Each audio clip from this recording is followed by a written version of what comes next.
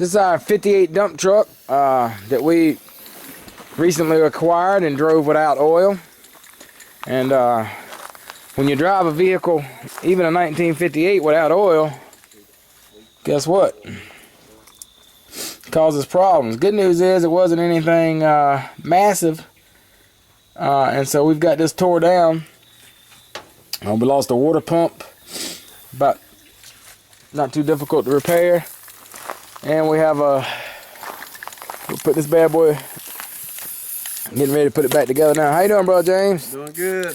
What did we learn about dipsticks? It smelled good, that's all I can say.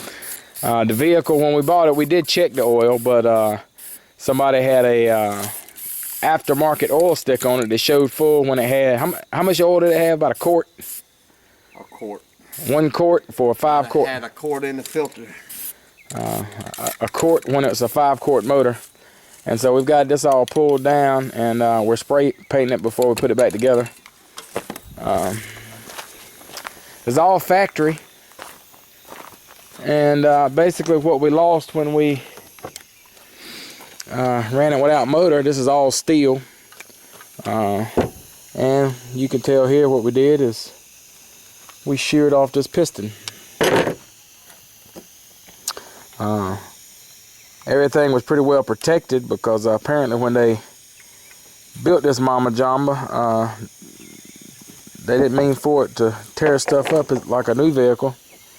And so what we did is we wound up breaking this thing off here, and we're getting a replacement for that. And hopefully this week we should be back underway. And then we can